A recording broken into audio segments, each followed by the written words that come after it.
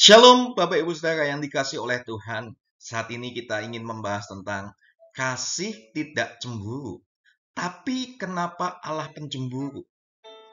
Nah, kita mau lihat dulu di dalam 1 Korintus 13 ayat 4.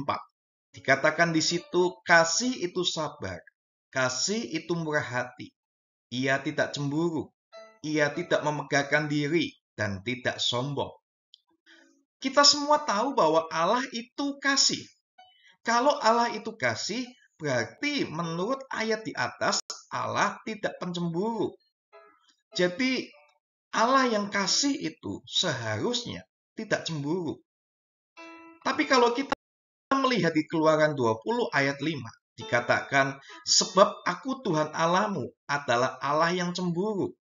Lalu di dalam Ulangan 4 ayat 24, sebab Tuhan Allahmu adalah api yang menghanguskan, Allah yang cemburu. Kalau kita melihat tadi di Korintus, kasih itu tidak cemburu, dan seharusnya Allah adalah kasih tidak cemburu. Tetapi di Keluaran 20 dan di Ulangan 4, itu dikatakan Allah kita itu Allah yang cemburu. Ini adalah hal yang kontradiksi, Bapak Ibu Saudara. Kita melihat ada hal yang berbeda antara ayat-ayat ini. Nah, bagaimana kita bisa memahami ayat-ayat ini, Bapak Ibu Saudara? Kita perlu mengerti dulu arti cemburu di 1 Korintus 13 ayat 4. Dalam ayat ini kata cemburu digunakan untuk menyatakan keinginan mengingini hak milik orang lain atau bisa dibilang iri hati.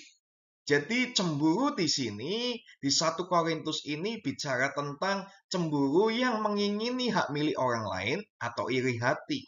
Contohnya, kita cemburu atau iri hati kepada teman kita karena dia punya harta yang banyak.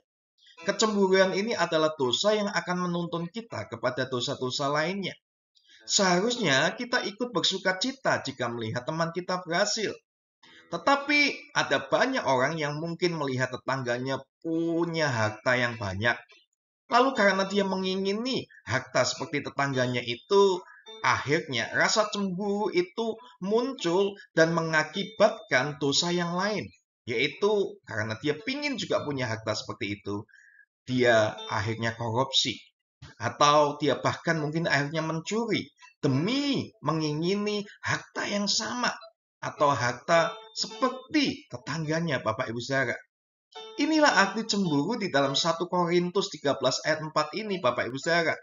Yaitu cemburu yang mengingini milik orang lain atau iri hati dan mengakibatkan yang namanya dosa, Bapak Ibu Saudara. Tetapi kalau kita melihat arti cemburu di Keluaran 20 ayat 5 dan Ulangan 4 ayat 24, kata cemburu yang digunakan dalam ayat ini adalah kata yang sering digunakan dalam hubungan kekasih. Cemburu tidak semata-mata memiliki arti yang negatif. Kata-kata Ibrani, Yunani, dan Indonesia yang dibicarakan juga bisa berarti perasaan yang lain, yaitu keinginan menjaga dan mempertahankan supaya jangan hilang. Jadi cemburu di dalam Keluaran 20 dan Ulangan 4 ini, Bapak Ibu Saudara, lebih ke arah perasaan, rasa kasih sayang untuk menjagai atau mempertahankan miliknya sendiri supaya jangan hilang, Bapak Ibu Saudara. Tapi yang paling membedakan adalah konteks atau cerita atau makna di balik penggunaan kata itu. Nah, berikut perbandingannya yang perlu kita tahu. Di dalam 1 Korintus 13 ayat 4, kata cemburu digunakan untuk menyatakan keinginan memiliki sesuatu yang bukan miliknya. Ini sifatnya membahayakan. Karena ada rasa iri hati di situ, rasa cemburu yang negatif, dan membuat kita melakukan dosa yang lainnya. Tapi kalau di dalam Keluaran 20 ayat 5 dan Ulangan 4 ayat 24, kata cemburu yang digunakan itu adalah untuk menyatakan keinginan untuk menjagai sesuatu yang memang miliknya. Jadi kita itu adalah miliknya Tuhan. Dan Tuhan cemburu kepada kita oleh karena dia ingin menjagai hidup kita. Oleh karena dia sayang akan hidup kita, karena kita miliknya, dia punya rasa cemburu itu, Bapak Ibu Saudara. Nah, Karena Allah kita adalah Allah yang pencemburu. Jangan heran kalau dia menghancurkan berhala kita. Kita tahu bahwa kadang kita memberhalakan harta kita. Kita memberhalakan mungkin jabatan kita. Memberhalakan bahkan orang-orang yang lainnya di dalam hidup ini. Tapi kita tahu oleh karena cemburunya Tuhan, kadang Tuhan menghancurkan berhala kita. Di dalam Ulangan 4 ayat 24 dikatakan, sebab Tuhan Allahmu adalah api yang menghanguskan, Allah yang cemburu. Bapak Ibu Saudara, kalau kita memberhalakan atau menduakan Tuhan, dengan apapun itu mungkin usaha kita, dia bisa saja memporak-porandakan usaha kita. Dia bisa menghancurkan impian kita. Dia bisa mengambil orang-orang yang paling kita cintai karena itu kita menduakan dia. Dan mungkin dia bisa membuat kita sakit dan lain-lainnya. Intinya Tuhan mendatangkan badai dalam hidup kita saat kita menduakan dia karena dia cemburu atas hidup kita. Ya, Allah kita adalah Allah yang sanggup melakukannya itu. Bahkan dia sering melakukannya itu karena dia adalah Allah yang pencemburu. Saat kita menduakan dia, saat kita memberhalakan hal-hal yang lain dalam hidup kita, dia Allah yang pencemburu itu, dia akan menghancurkan berhala-berhala kita. Bapak Ibu Saudara. Nah, apakah berarti Tuhan itu jahat dong? Bapak Ibu Saudara, ingatlah selalu hal ini. Tuhan cemburu dan marah karena Allah begitu sayang sama kita. Kalau tidak sayang, tidak mencintai kita, maka dia tidak akan merasa cemburu. Seperti seorang kekasih yang dia punya pasangan dan akhirnya pasangan itu ingin mendua hati, otomatis si kekasih ini kalau dia mencintai pasangannya, dia pasti akan punya rasa cemburu. Untuk apa? Untuk menjagai pasangannya, untuk tidak selingkuh, Bapak Ibu Saudara. Itu juga Tuhan. Tuhan cemburu oleh karena dia sayang sama kita. Seperti seorang kekasih yang sayang kepada pasangannya. Supaya kasih kekasihnya itu tetap ada di dalam hatinya, Bapak Ibu Saudara. Lalu apakah itu artinya Tuhan egois? Sama sekali tidak. Dia melakukan hal itu semua karena dia tahu berhala-berhala kita hanyalah sementara. Itu semuanya fana dan tidak akan menyelamatkan kita. Tuhan begitu mengasihi kita dan ingin memberikan kita yang terbaik, yaitu dirinya sendiri di dalam dan melalui Yesus Kristus, Bapak Ibu Saudara.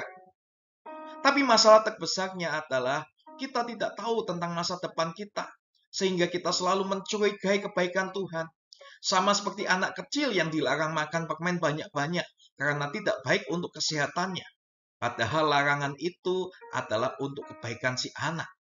Nah, Bapak Ibu Saudara, saat ini kalau Tuhan cemburu atas hidup kita, itu karena dia tahu bahwa berhala-berhala kita itu tidak menyelamatkan kita.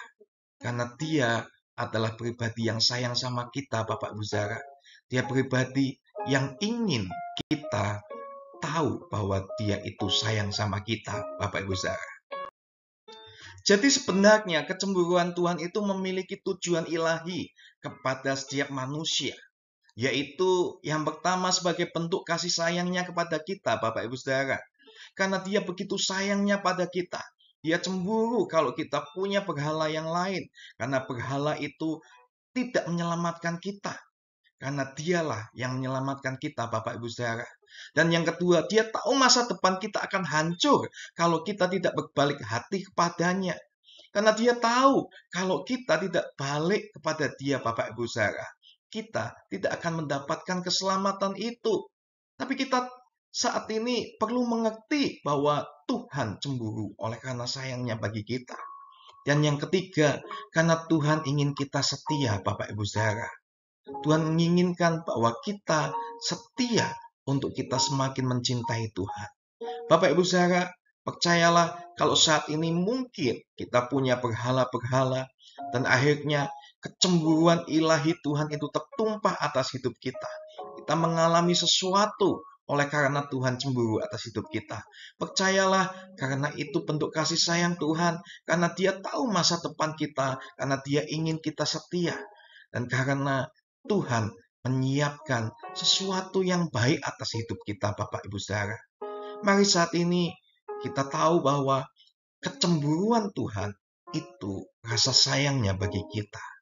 Dan mari kita mulai untuk benar-benar mencintai Dia, setia kepada Dia. Di dalam nama Tuhan Yesus, kami percaya Tuhan bahwa kecemburuan Tuhan itu adalah bentuk sayang. Ampuni kami kalau kami punya berhala-berhala yang lain ya Bapa.